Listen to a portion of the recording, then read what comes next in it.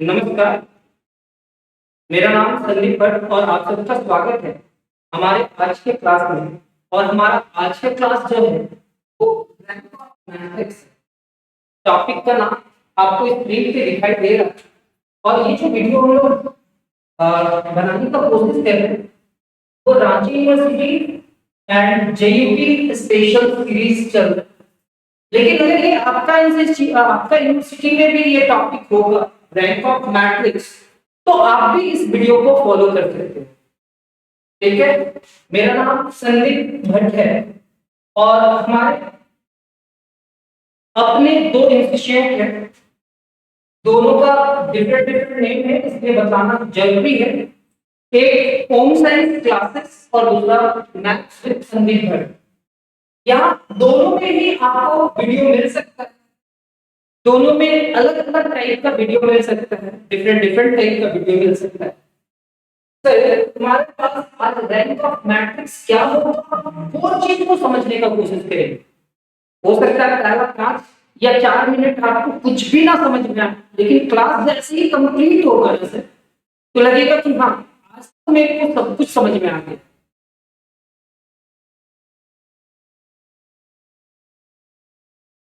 First आप अपने copy में लिखेंगे question number 1, find the rank of matrix या find the rank of the following matrix using echelon form। Sir C H लिखा हुआ है और आप पढ़ रहे हैं 100। हाँ, echelon form क्या पढ़ रहे हैं? echelon form। और रो रिडक्शन मेथड रैंक क्या होगा ये हम लोग समझेंगे। सर पहले 2 क्वेश्चन सॉल्व करना सीख लेते हैं, फिर उसके बाद लगेगा कि हाँ मेरे को समझ में आ रहा है तो डेफिनेशन को भी देखेंगे। मतलब इस क्वेश्चन का रैंक निकालना है और ये इंपॉर्टेंट क्वेश्चन है, ठीक है, एग्जाम में आ सकता है। तो सेकंड क्वेश्चन हमारा क्या होगा? Find the rank of the following matrix using echelon form और रो रिडक्शन मेथड। निकालने का बेसिकली 3 मेथड हम लोग सीखेंगे। फर्स्ट डिटरमिनेंट, दूसरा echelon और थर्ड नॉर्मल फॉर्म। ये 3 मेथड से हम आप लोग को रैंक निकालना सिखाएंगे कि किसी भी स्क्वायर मैट्रिक्स या कोई भी रेक्टेंगुलर मैट्रिक्स में ना से हम लोग रैंक कैसे निकालते हैं। तो हम लोग कोशिश करते हैं कि कोई एक रो किसी अनदर रो के हेल्प से तो नहीं बना हुआ है।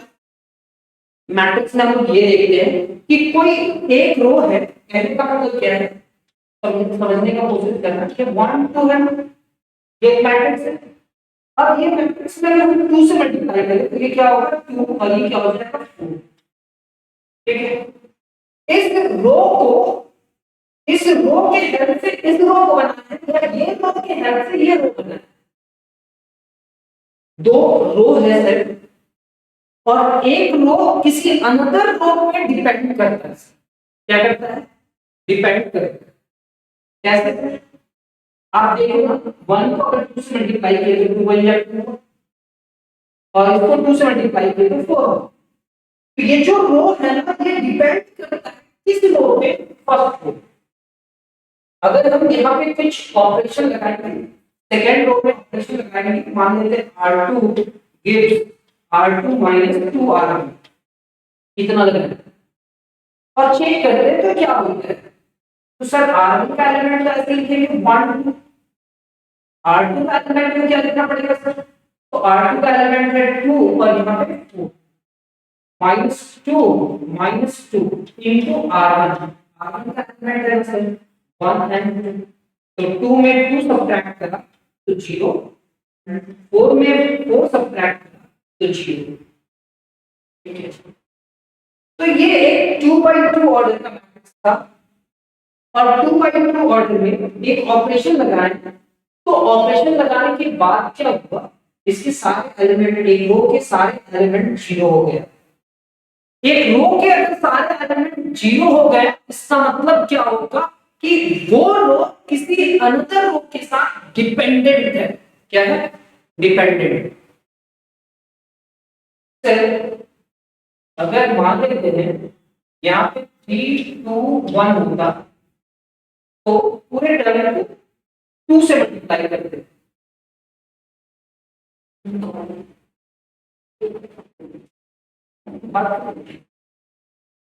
5 1 7 तो सर यहाँ पे 2 रो है, कितना रो है 2 रो, और दोनों ही रो क्या डिपेंडेंट है या इंडिपेंडेंट है, यही चेक करना है सर, मेरे को यही चेक करना है कि ये डिपेंडेंट है या इंडिपेंडेंट है। तो आज हम लोग यही सीखेंगे कि इस रो में कितने डिपेंडेंट रो है और कितने इंडिपेंडेंट रो है। नॉन जीरो रो को भी हम लोग क्या कहते हैं, क्या कहते हैं, समझ में आया। जब किसी रो के हेल्प से अनदर रो को क्रिएट किया जाता है या बनाया जाता है तब हम वैसे रो को कहते हैं डिपेंडेंट। और एक वेक्टर स्पेस में हम लोग को पढ़ना है लीनियरली डिपेंडेंस एंड इंडिपेंडेंस, वो भी एक्सप्लेन करा जाए। अभी हम लोग सिर्फ मैट्रिक्स में रैंक निकालना सीखेंगे और कौन सा फॉर्म, इस्लियन फॉर्म, कौन सा फॉर्म, इस्लियन फॉर्म, ठीक है। तो नेक्स्ट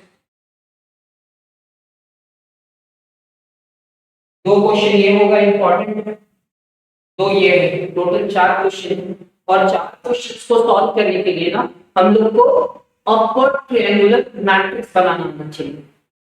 और ये सारे मैट्रिक्स 4x4 ऑर्डर कर लिया गया है जानबूझ करके कि आपको समझने में बहुत मजा और बहुत अच्छा लगे, ठीक है। क्योंकि हम 4 क्वेश्चन लिए 4x4 ऑर्डर का और मेरे को अपवर्ड ट्रायंगुलर मैट्रिक्स बनाना है, तो 4x4 ऑर्डर का मैट्रिक्स क्या होगा, मान लेते ये 5 है, ये 7 है, ये 6 है और ये 3 है, ये 0 2 3 और 4 है, यहाँ पे 0 0 0 एंड 5 है।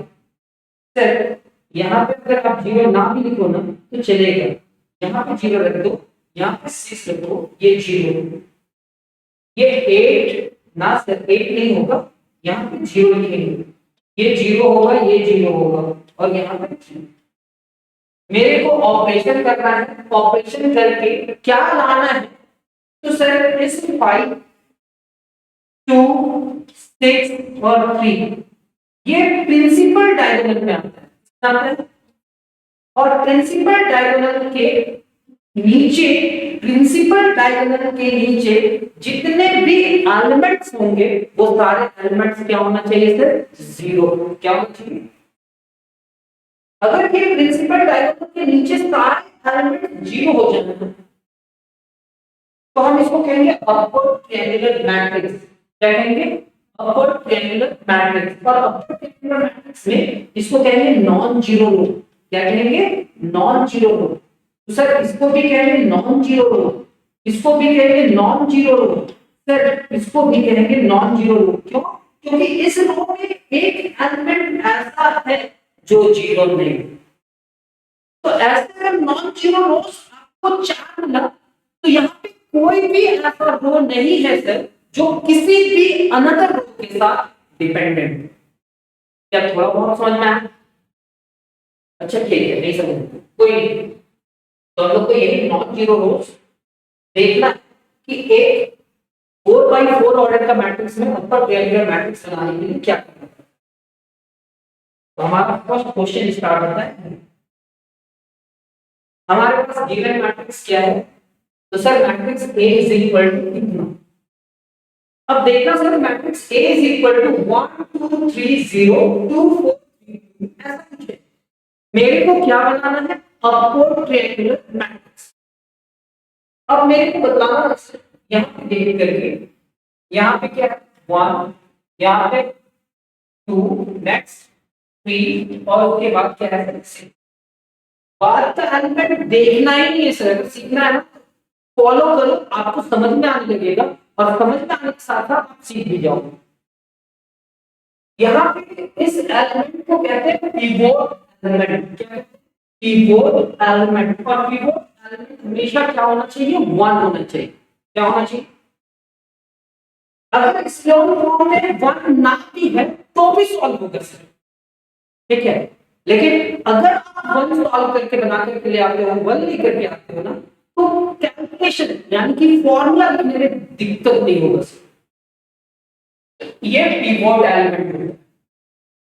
तो पिवोट एलिमेंट हमारे पास क्या है? Step number 1, make the first column below the pivot 0। First column का ये एलिमेंट और इसके अंदर नीचे जितने भी एलिमेंट्स हैं वो सारे एलिमेंट को क्या करना है? 0 करना। क्या करना है? तो सर यहाँ पे तो 1 है और ये फर्स्ट रो है, ये सेकंड रो और ये थर्ड, ये फोर्थ। तो हम सेकंड रो में काम करते हैं ना, थर्ड रो में फिर फोर्थ रो में। तो सेकंड रो के लिए लिखेंगे R2 gives R2 minus 2 into R। Sir यहाँ पे +2 है, R2 minus 2 into R1। इससे क्या हो जाएगा? जो होना है वो चेक कर लेते। ये R3 है, R3 के लिए क्या लिखेंगे? R3 gives, यहाँ पे तो R3 लिखना हो, +3 है तो ये क्या होगा? -3 into। सर ये R4 है, रो नंबर 4 है तो यहाँ पे लिखेंगे R4 +6 है तो -6 into R। बस ये पिवोट एलिमेंट क्या होना चाहिए? 1 होना चाहिए। और पिवोट एलिमेंट अगर 1 हो गया ना सर, तो इसके नीचे जितने भी कॉलम में एलिमेंट्स है, इस कॉलम के जितने भी नीचे के एलिमेंट है तो सारे एलिमेंट को क्या करना है? 0 करना है। हम यहाँ पे रैंक निकालने का कोशिश करते हैं और रैंक क्या होता है कि देखना चाहते हैं कि ये 4x4 ऑर्डर में ऐसे कितने रो हैं जो डिपेंडेंट है, जो डिपेंडेंट है। तो ये ऑपरेशन यहाँ पे लिखा हुआ है, देखो ना sir, apply row operation. R2 gives R2 minus 2 R1, it gives R3 minus 3 R1, and R4 gives R4 minus 6 R1। उम्मीद करें कि थोड़ा बहुत समझ में आ रहा है। सर अगर ये ऑपरेशन लगा दिए तो क्या होगा?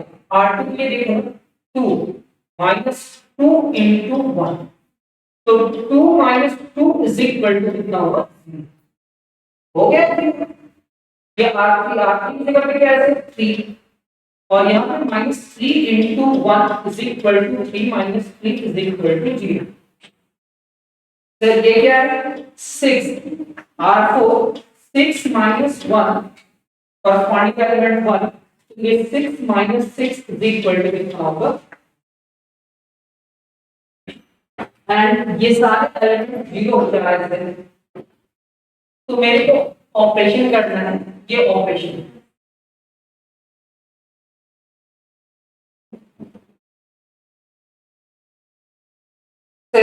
अब R2 के सारे एलिमेंट को हम साइड में लिखेंगे।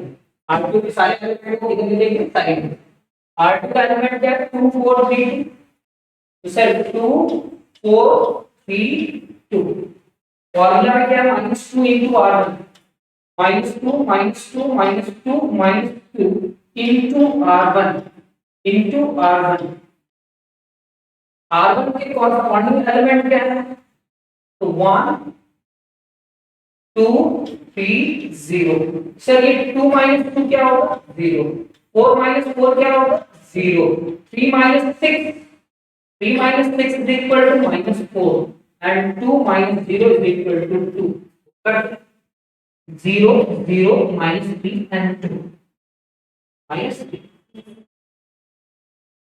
सर यहाँ पे 3 है और 2 3 is 6, यानी कि क्या होगा? यहाँ पे -3 होगा ना? तो जैसे इस रो को सॉल्व करके बनाया है, जैसे इस रो को सॉल्व करके बनाया है, वैसे ही इस रो को भी कौन सा रो? R3 को भी सॉल्व करें, वैसे ही R4 को भी सॉल्व करें। जब हम कैलकुलेट करेंगे, कैलकुलेट करने का मेथड सीखिए। ये फॉर्मूला लिखना आना चाहिए, और अगर ये फॉर्मूला लिखना आ गया तो इस क्वेश्चन को कैसे लिख करके रफ करके सॉल्व करेंगे। तो सर अगर हम रफ वर्क करें इसके लिए, सर R3 के लिए आप रफ वर्क करोगे, ये एलिमेंट क्या, 3210, 3210 एंड फॉर्मूला क्या है, -3 into R1, -3 -3 -3 into R1। Sir R1 का एलिमेंट क्या है, 1230, 1230। सर 3 -3 मतलब क्या होगा, 0। अच्छा 2 - 6 मतलब क्या होगा, -4। 1 - 9 इज इक्वल टू क्या होगा, -8 एंड 0 - 0 इज इक्वल टू क्या होगा,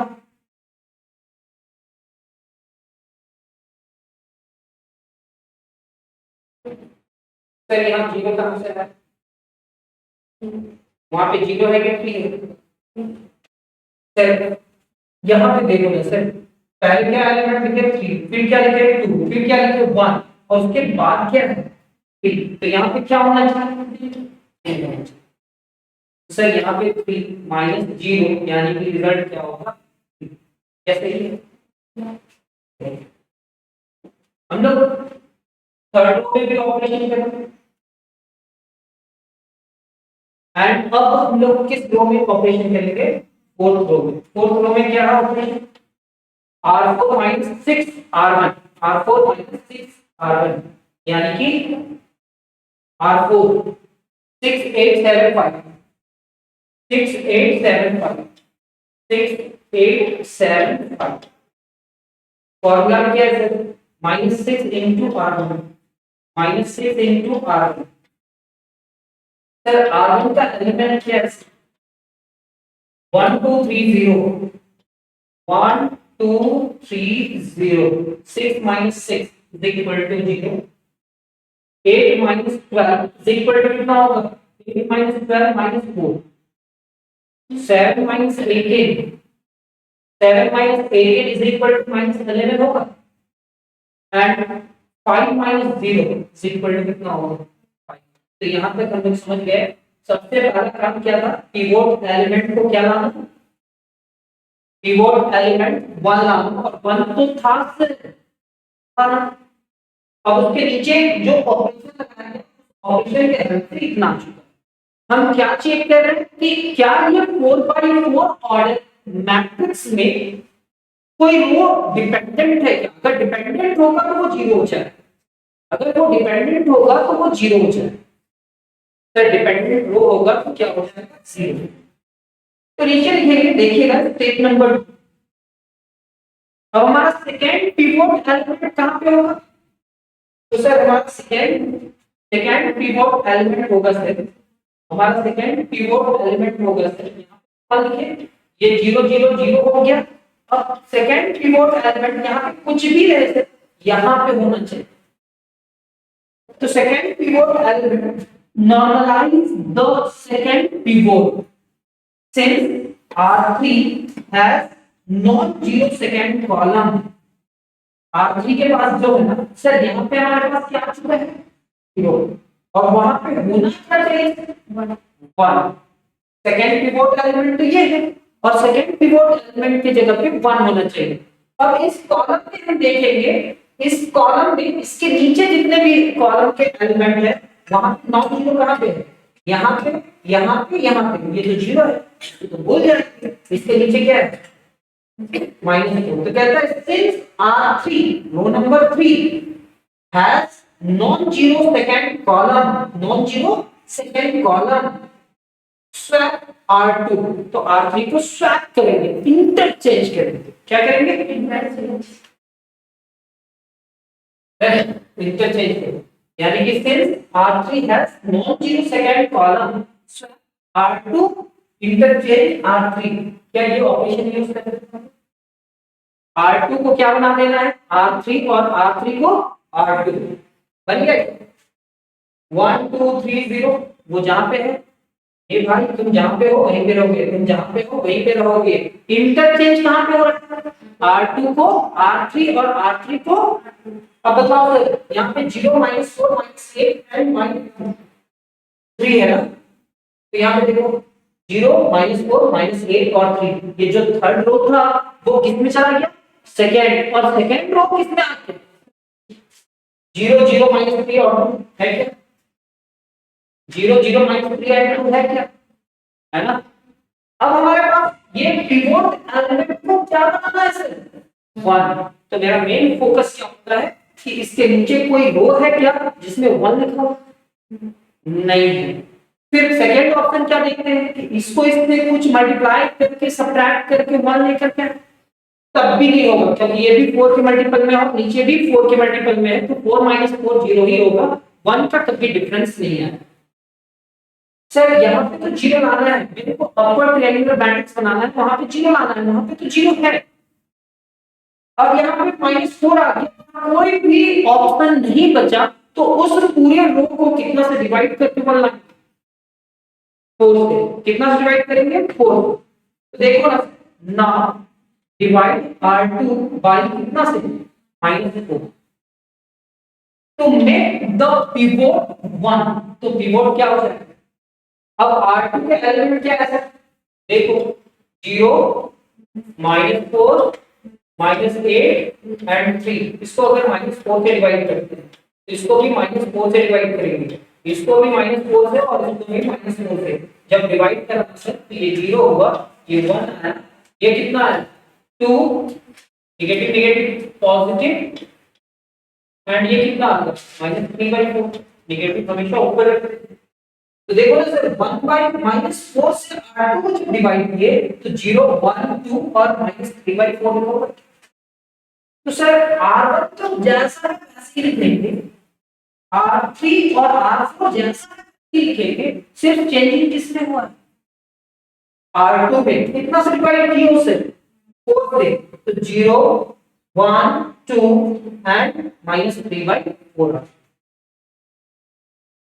सर यहाँ पे पिवोट एलिमेंट 1 आ गया, तो अब हमारे क्या करना है सर आप यहाँ पे 1 लाते हो, फिर ये सारे टर्म्स को क्या करते हो 0, फिर यहाँ पे क्या लाते हो, और ये दो टर्म को क्या करना है, ये पहले से 0 है सर, तो हम सिर्फ किसके लिए ऑपरेशन यूज करेंगे, R4 के लिए। किसके लिए, R4। और R4 क्या है सर, R4 हमारा फोर्थ रो है, यानी कि यहाँ पे R4 लिखेंगे, और इस पूरे टर्म को 0 करने के लिए ये पिवोट एलिमेंट का यूज करेंगे। तो ये R2 है, यानी कि हम इस पूरे टर्म को क्या लिख सकते हैं, R4 माइनस कितना, -4 है तो +4 लिखेंगे हम, -4 है तो +4 इंटू कितना, यही ऑपरेशन लिखा हुआ ना चाहिए। नेक्स्ट स्टेप में चलते हैं, देखिए तो क्या लिखा हुआ है, make the third column below pivot 0। Third column में जितने भी, सॉरी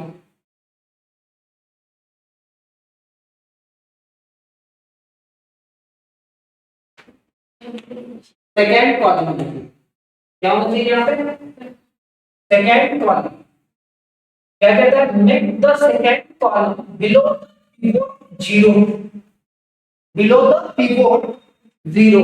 कौन सा कॉलम, सेकेंड कॉलम। हम ये ऑपरेशन लगा करके यहाँ पे 0 किए, अब देखो R4 में ऑपरेशन लगाया हमने, तो ऐसा कुछ है, ठीक है। क्या अपर ट्रायंगुलर मैट्रिक्स आ चुका, नहीं सर अपर ट्रायंगुलर मैट्रिक्स नहीं है, अभी हमारे पास ये एलिमेंट तो बचा हुआ है ना 0। हाँ यार, अब देखो ये भी -32 है और ये भी 32 है, और इस एलिमेंट में 0 करना है तो इसमें इसको सब्ट्रैक्ट करने में तो 0 नहीं आएगा। अब पिवोट बनाना चाहते हो तो 1 डिवाइड कर देना, -3 से डिवाइड कर 1 आ जाए, और उसके बाद सब्ट्रैक्ट कर, हम तो ऐसे ही सब्ट्रैक्ट कर देंगे। मेरा माइंड में क्या चल रहा है, अपर ट्रायंगुलर मैट्रिक्स बना, इस लेवल फॉर्म में 1 लाने का जरूरत हमेशा नहीं होता है, आप 1 ला भी सकते हो और नहीं। तो सर जब हम यहाँ पे क्या लिखे, now subtract R3 from R4, R4 को अगर R3 के साथ सब्ट्रैक्ट करेंगे तो -3 और -5 क्या होगा, तो ये 0 हो जाएगा। मतलब ये 4/4 ऑर्डर में, ये 4/4 ऑर्डर में एक ऐसा रो आया जिसके सारे एलिमेंट्स क्या हो गए, मतलब वो रो कहीं ना कहीं किसी ना किसी रो के साथ क्या होगा, डिपेंडेंट या नॉट डिपेंडेंट? डिपेंडेंट होगा। अब बदलाव हो, अपर टेबल मैट्रिक्स बन गया क्या? अपर टेबल मैट्रिक्स बन गया, यानी कि अब इसके पास कोई ऐसा एलिमेंट नहीं होगा, कोई ऐसा रो नहीं होगा जिसके सारे एलिमेंट जीरो हो जाए। बस इतना ही हुआ। तो बताओ नॉन जीरो रो कितना है? 1 2 3 नॉन जीरो रो जिसमें कुछ ना कुछ एलिमेंट होना चाहिए जीरो के अलावा। 1 2 3 है तो है ना जीरो के अलावा कुछ ना एलिमेंट। यहाँ पे सर, यहाँ पे भी नॉन जीरो, यहाँ पे भी नॉन जीरो। तो नॉन जीरो रोज कितने हैं? जीरो रोज कितने हैं? तो इसका रैंक कितना होना चाहिए? लीनियर इंडिपेंडेंट रोज कितने हैं? इंडिपेंडेंट रोज कहने का मतलब जिसको किसी अनदर रो के हेल्प से नहीं बनाया है, तो 3 है सर। नॉन जीरो रोज 3 है, मतलब रैंक कितना होगा इसका? देखो क्या लिखा है, final steps determine rank, count non-zero rows in row echelon form. 3 non-zero rows are present. Final rank 3. कितना होगा? क्या समझ में आया? अरे वाह, यानी कि बीएससी और बीटेक का मैथ्स आप लोग सीख सकते हैं, इतना इजी है। ये किसका मैथ्स है बताओ? रांची यूनिवर्सिटी के स्टूडेंट को पढ़ा रहे हैं और जेयूटी के स्टूडेंट को पढ़ा रहे हैं। रांची यूनिवर्सिटी मतलब बीएससी मैथमेटिक्स जो ले गए होंगे उनको हम पढ़ा रहे हैं, और जो बीटेक इंजीनियरिंग कर रहे होंगे उनको पढ़ाया जा रहा है। अगर वो मैथ्स आपको समझ में आ जा रहा है, क्या बात, समझिए। नेक्स्ट क्वेश्चन क्या है? रैंकिंग निकालना है। रैंक निकालना है मतलब लीनियरली डिपेंडेंट और इंडिपेंडेंट। समझाओ ना सर, डिपेंडेंट क्या होता है और इंडिपेंडेंट क्या होता है? ये 5 है, ये 3 है, ये 2, ये 1 है, ये 6 है, और ये क्या है? 3 है। सर अब यहाँ पे क्या लिखा हुआ है बताओ? सॉरी, ऐसे है, थोड़ा टाइम कम लगे इसलिए ऐसा कुछ ऐसा एग्जांपल लेंगे जिसमें टाइम कम लगे, ऐसे समझ में आ जाएगा। यहाँ पे 1 लिख देते हैं, पिवोट एलिमेंट की जगह पे क्या लिख देते हैं? 1 लिख देते हैं। यहाँ पे हमारा मन किया -3 और यहाँ पे 5 लिखने का मन किया, लिख दिए। मेरे को लिखने का मन किया तो लिख दिए, कोई दिक्कत? अब इसको किसी नंबर से मल्टीप्लाई करना है, कौन सा नंबर से मल्टीप्लाई करना चाहते हैं? 4। कितना से? तो इसको अगर हम 4 से मल्टीप्लाई करेंगे तो 4 बन जाएगा, 4 3 जा एंड 4 5 जा 20। क्या ये एक रेक्टेंगुलर मैट्रिक्स है? हाँ सर, जहां पे number of rose and columns same ना हो तो उसको हम लोग कैसा मैट्रिक्स कहते हैं? रेक्टेंगुलर। अगर ये रेक्टेंगुलर मैट्रिक्स है तो बताओ तो सर इसका ऑर्डर क्या है? अब यहाँ पे कोई रो किसी पे डिपेंड करता है। हाँ, सेकेंड रो फर्स्ट रो पे डिपेंड करता है या फर्स्ट रो सेकेंड रो पे डिपेंड करता है। अब बताओ इस पूरे टर्म को 1/4 से मल्टीप्लाई डिवाइड कर देंगे, 1/4 को मल्टीप्लाई कर देंगे, 1/4 से मल्टीप्लाई कर देंगे, 1/4 से मल्टीप्लाई किया तो मतलब 4 से डिवाइड, एंड 4 से डिवाइड करेंगे तो ये क्या आएगा? ये तो डिपेंड कर रहा है कि नहीं एक दूसरे पे। अब डिपेंड करता है तो हम ये पिवोट एलिमेंट लेकर के आए और ये डिपेंडेंट है या इंडिपेंडेंट है वो चेक करते हैं। तो ये R2 हुआ, R2 में क्या सब्ट्रैक्ट करा? 4 R1, क्योंकि यहाँ पे तो 1 है और यहाँ पे क्या है? 4। तो सर ये 4 - 12 और 20, R2 का तो यही 3 एलिमेंट है, -4 -4 -4 इनटू कितना? R1, एंड R1 का एलिमेंट क्या है? R1 का एलिमेंट है 1 -3 एंड 5। सर ये 4 - 4 0, -12 प्लस 12 कितना होगा? 0, 20 - 20 कितना हो जाएगा? 0। मतलब अगर एक रो से डिपेंड करता है दूसरा रो, अगर वहां पे रो ऑपरेशन लगाते हैं तो वो पूरे रो के सारे एलिमेंट क्या हो जाएंगे? 0। रैंक ढूंढने का मतलब इंडिपेंडेंट रो क्या ढूंढते हैं? तो बताओ सर, पिवोट एलिमेंट 1 है क्या? नहीं है। तो इस कॉलम में कहीं पे 1 दिख रहा है क्या? सेकंड में, थर्ड में और फोर्थ में। मेरा मन, हम किसी को भी स्वैप कर सकते हैं, यहाँ पे किसको स्वैप किए, R1 को क्या बना दिए R2 और R2 को R1। तो देखो तो सर ये जो रो है इसमें और इसमें ही ना काम हो रहा है, किसमें काम नहीं हो रहा R3 and R4, R3 and R4 वैसे लिखा हुआ है ऐसा है वैसे। हाँ जब हम इसको स्वैप किए ना सर तो ये 1 0 1 1 ऊपर चला गया और वो नीचे आया 0 1 -3 और -1। क्या समझ में आया? अगर हमारे पास पिवोट एलिमेंट 1 हो गया तो उस कॉलम के नीचे जितने भी एलिमेंट्स होंगे वो सारे एलिमेंट को क्या करना है जीरो करना है। मतलब ये तो जीरो है, ये दो टर्म को क्या करना है पक्का। तो सर इसके लिए ऑपरेशन क्या होगा, ये कौन सा रो है R3, यानी कि R3 है तो R3 को हम लोग क्या लिख सकते हैं सर R3 -3R लिख सकते हैं, तो यहाँ पे प्लस होती है। सर R4 को क्या लिख सकते हैं, R4 को लिख सकते हैं R4 माइनस ये भाई यहाँ पे 1 है, यहाँ पे क्या लिखेंगे R4। जब हम इस पूरे टर्म को सॉल्व करेंगे तो पिवोट एलिमेंट के नीचे दो एलिमेंट और है वो तो जीरो होगा, बाकी सारे ऑपरेशंस भी होंगे ना कि नहीं होंगे सर। नेक्स्ट पेज पे जाएंगे तो ऐसा कुछ ऑपरेशन हो गया है, मान लेते हैं कैलकुलेशन तो कर लीजिएगा ना सर। देखो तो पिवोट एलिमेंट में यहाँ पे 1 हुआ और ये सारे एलिमेंट क्या होंगे जीरो होंगे। तो बताओ पिवोट एलिमेंट क्या होगा, मेरा मेन फोकस क्या है अपर ट्रायंगुलर मैट्रिक्स।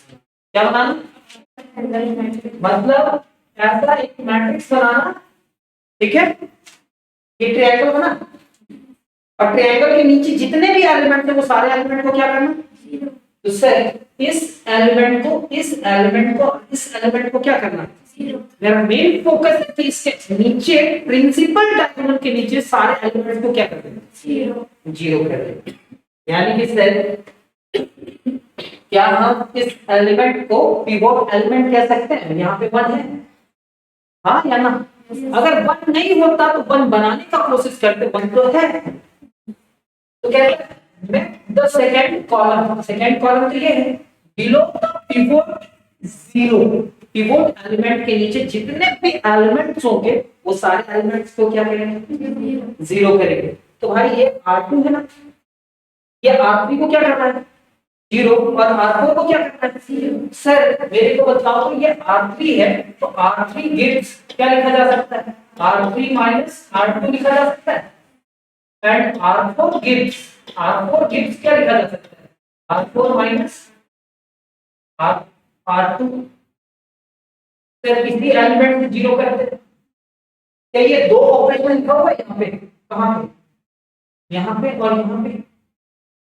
सर जो मेरे टाइपिस्ट हैं वो थोड़ा ये डिफरेंट कर दिया, आप इसको एक ही लाइन में लिख लेना ठीक है।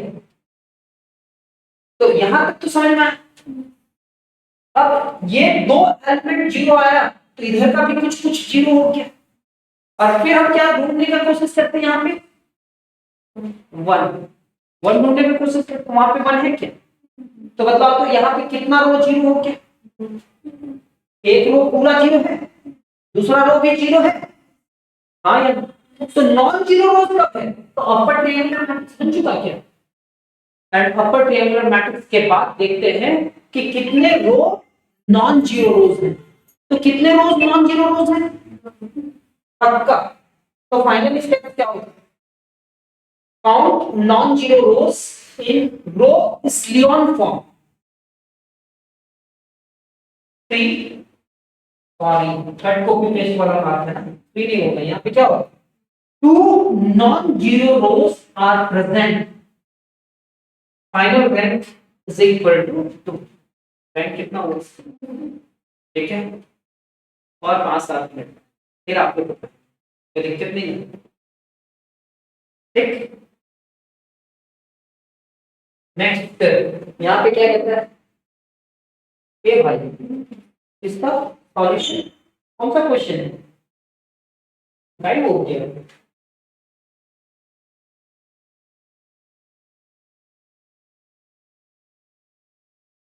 इतना अच्छा ना, आपको बहुत खुश हो रहे हैं। वाह सर वाह।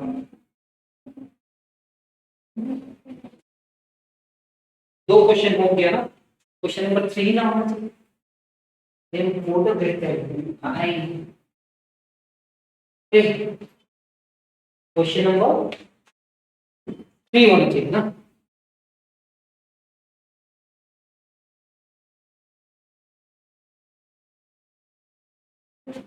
देखो सर, फर्स्ट टाइम सीखते हुए बना रहे, तो कुछ ना कुछ तो मिस्टेक होगा।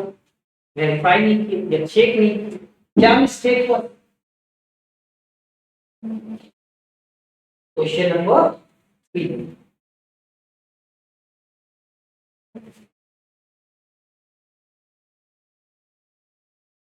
हाँ यही है ना, हमारे पास जो क्वेश्चन है वो किस तरह का है। यहाँ पे लिखा हुआ है 1 2 3 4, नेक्स्ट 2 1 4 5, 1 5 5 7, नेक्स्ट सर 8 1 14 17। एक मतलब pivot element upper triangular matrix बनाना है। हम्म, इससे भी डिस्टर्ब होते हैं आप भी, थोड़ा ध्यान दीजिए। पिवोट एलिमेंट क्या बनाना है? पिवोट एलिमेंट, यहाँ पे पिवोट एलिमेंट को क्या बनाना है? वन है क्या?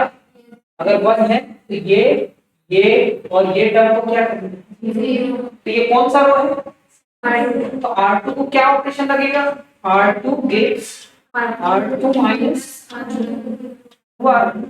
क्योंकि यहाँ पे +2, और R3 के लिए R3 माइनस R3, 1 में 1 सब्ट्रैक्ट करें, और R4 8 ना, +8 है तो -8। देखो ये लिखा हुआ है, ये लिखा हुआ है, ये लिखा हुआ है, हाँ या ना? वही तो किया है हम लोग। इस 4x4 ऑर्डर का मैट्रिक्स में क्या ढूंढने की कोशिश कर रहे हैं? लिनियरली इंडिपेंडेंट रो। डिपेंडेंट रो का तो वो क्या हो जाएगा? उसके सारे एलिमेंट क्या हो जाएंगे? और इसको ढूंढने के लिए कौन सा फॉर्म का यूज करते हैं?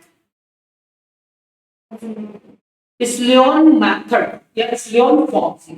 ठीक है, तो सर ये तीनों एलिमेंट 0 हो क्या? देख रहे हैं 0 हो जाएगा। अब यहाँ पे -3 है, यहाँ पे 3 है, यहाँ पे 50 है, तो पिवोट एलिमेंट तो यहाँ पे होना चाहिए। नेक्स्ट पिवोट एलिमेंट वहां पे 1 लाना है। 1 लाने के लिए सबसे पहले देखेंगे कि क्या कहीं पे 1 है? नहीं, तो अगर रहता तो स्वैप करते या इंटरचेंज करते, है ही नहीं। तो इसमें इसको सब्ट्रैक्ट करेंगे तो 1 आएगा क्या? इस 3 में 3 सब्ट्रैक्ट करोगे तो क्या 0 आ जाएगा।